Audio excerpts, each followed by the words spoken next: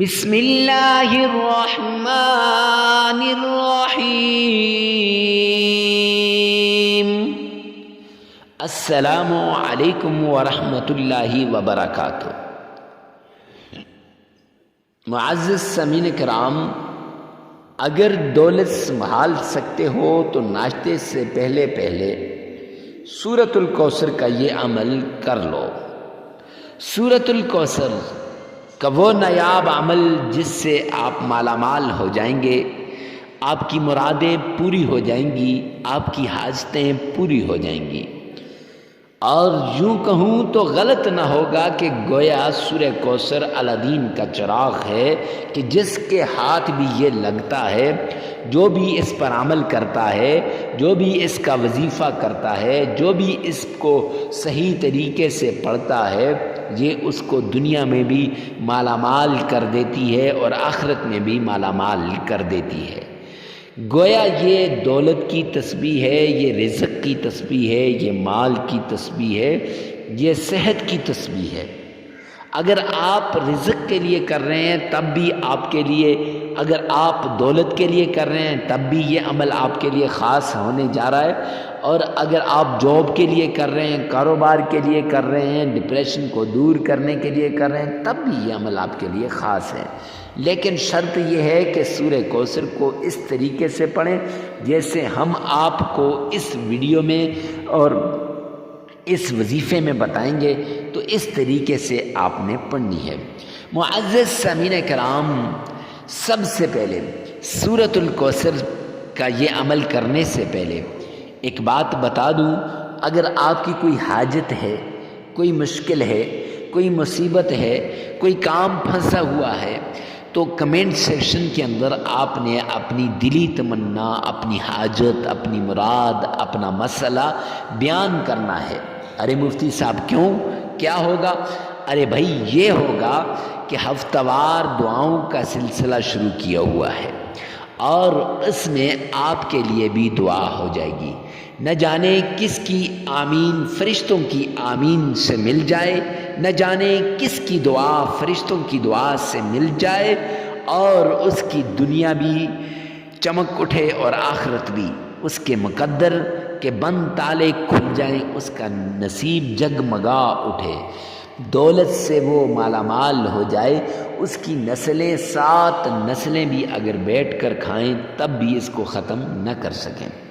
تو معزز سامعین کرام، اس لیے آپ نے کمنٹ سیکشن میں اپنی حاجت کو لازمی بیان کرنا ہے۔ آئیے چلتے ہیں اس الدین کے چراغ کی طرف جس کی بڑی بے چینی سے، بے صبری سے انتظار ہے۔ تو وہ عمل سورہ کوثر کا عمل ہے۔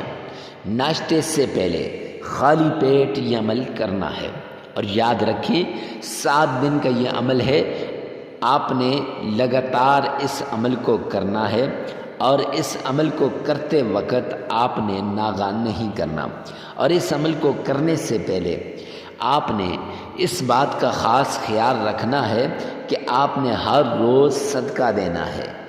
ویسے اگر آپ پہلے دن کچھ روپے اللہ کے نام پہ دے دیں، دوسرے دن کالے چنے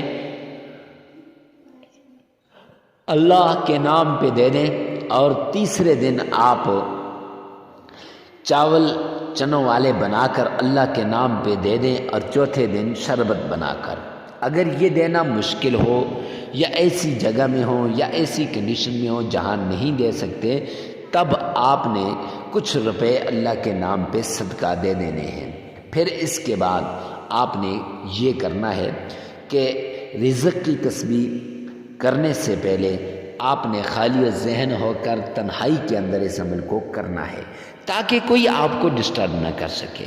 اور تیسری شرط، آپ کا دل، آپ کا دماغ، آپ کی زبان، آپ کی آنکھیں، آپ کے کان، سب کے سب اللہ کی طرف متوجہ ہوں۔ جب یہ سب کچھ ہو جائے گا تو پھر اس کے بعد آپ نے عمل کو شروع کرنا ہے۔ 99 بار آپ نے یہ عمل کرنا ہے، 99 بار۔ تو عمل کیا ہے معزز سامعین کرام؟ سب سے پہلے آپ نے 5 مرتبہ یعنی 99 بار سورہ کوثر پڑھنی ہے۔ یہ یاد رکھیے گا، وہ بعد میں بتا دوں گا۔ سب سے پہلے آپ نے 5 مرتبہ تعوذ پڑھنا ہے۔ اعوذ باللہ من الشیطان الرجیم، یہ پھر آپ نے 5 ہی بار بسم اللہ پڑھنی ہے۔ بسم اللہ الرحمن الرحیم، پھر آپ نے 3 بار نبی پاک صلی اللہ علیہ وآلہ وسلم کی شان میں درود پاک پڑھنا ہے۔ اللہم صلی علی محمد وعلی آل محمد کما صلیت علی ابراہیم وعلی آل ابراہیم انک حمید مجید، یہ پڑھنا ہے۔ پھر آپ نے سورہ کوثر 99 بار اس طرح پڑھنی ہے۔ بسم اللہ الرحمن الرحیم انا آتیناک الکوثر فصل لربک وانحر ان شانئک هو الابتر۔ یہ معزز سامعین کرام، اس طرح پڑھنے کے بعد آپ نے پھر 99 بار پڑھنے کے بعد بسم اللہ ساتھ میں لانی ہے، گویا 99 بار بسم اللہ بھی ہو جائے گی اور 99 بار سورہ کوثر بھی ہو جائے گی۔